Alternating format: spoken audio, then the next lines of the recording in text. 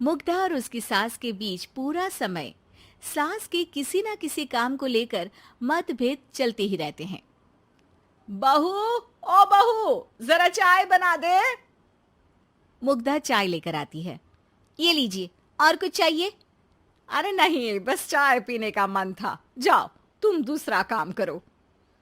चाय पीने के थोड़ी देर बाद सास दोबारा मुग्धा को आवाज लगाती है। अरे बहू रे, आओ बहू, जरा हलवा तो बना दे, मीठा खाने को मन हो रहा है। इसी तरह मुग्धा की सास पूरा समय कोई ना कोई काम बताकर उसे रसोई से बाहर तक निकलने नहीं देती। कभी चाय, कभी हलवा, कभी पानी तो कभी दूध, हर समय खाने को चाहिए। और उसके लिए अपने हाथ पैर बिल्कुल नहीं हिलाने। परेशान किया हुआ है इन्होंने।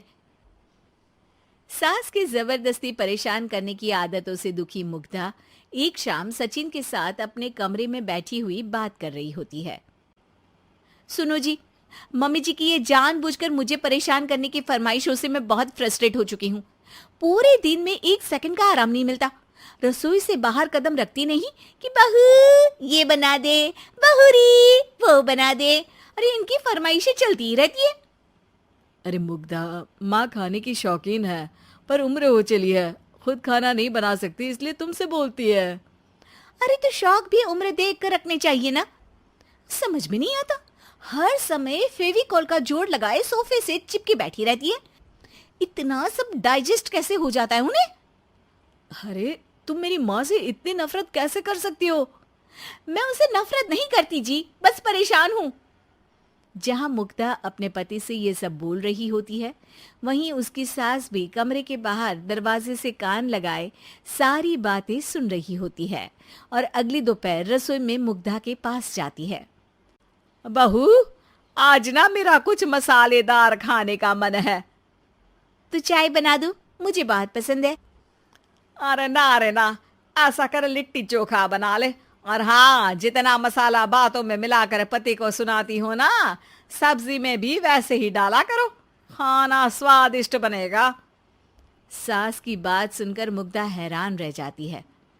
मतलब आप पूरा समय मुझ पर हुक्म चलाने के साथ बंद कमरे में हुई पति पत्नी की बीच की बातें भी सुनती है? अरे बात जब मेरी थी तो सुनने में क्या दिक्कत है? ये कहकर सास वहां से चली जाती है। अरे अब तो हद पार हो गई। इस तरह से तो ये मेरा जीना मुश्किल कर देंगी। मुग्धा सास की हरकतों से परेशान उसका हल सोचने लगती है और इसी तरह कुछ दिन बीत जाते हैं, जिसमें सास का जन्मदिन आता है।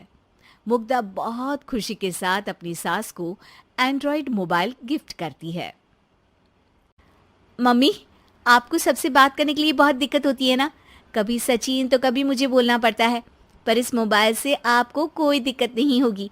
एक जगह बैठे बैठे बहुत कुछ कर सकती हैं अब आप। मोबाइल देख सासू माँ खुश हो जाती है, पर उसे इस्तेमाल करना तो आता नहीं, इसलिए साइड में रख देती है।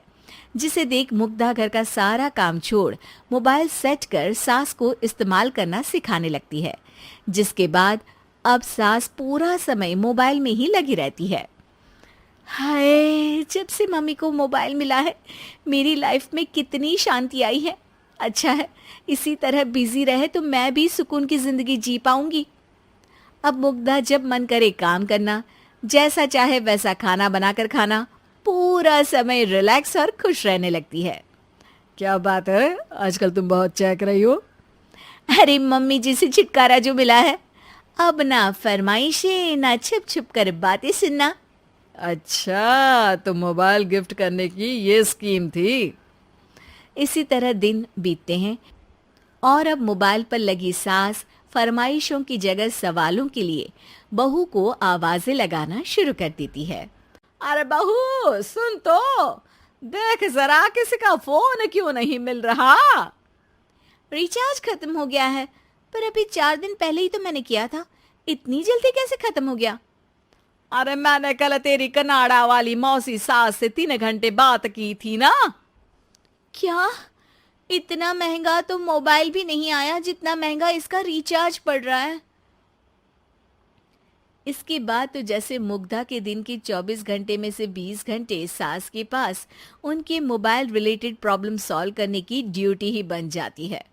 अरे मुग्धा, ये मोबाइल में अचानक तेरी मौसी सास की शक्ल क्यों दिखने लगी? और ये तो हिल भी रही है। मम्मी, ये गूगल डुओ का वीडियो कॉल है।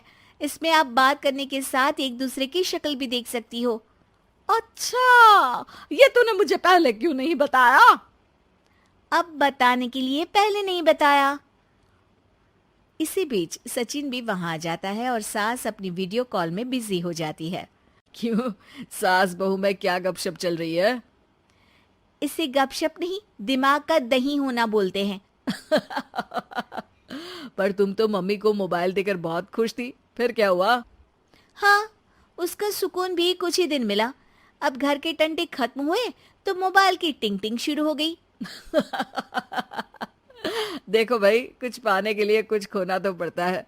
आखिर तुमने मोबाइल अपने फायदे के लिए ही तो दिया है, तो फिर सवालों के जवाब भी देने पड़ेंगे, क्योंकि जब तक उनके हाथ में ये फुंथरू रहेगा, तुम्हारी लाइफ में प्राइवेसी और सुकून रहेंगे। कहने का मतलब है अगर इससे प्यार बढ़े तो दाग अच्छे हैं। अरे मुझे पहले दिन से ही पता है मोबाइल किस मकसद से दिया गया है।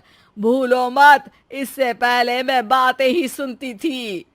सास की ये बात सुनकर मुग्धा शॉक में और सचिन हंसता रह जाता है।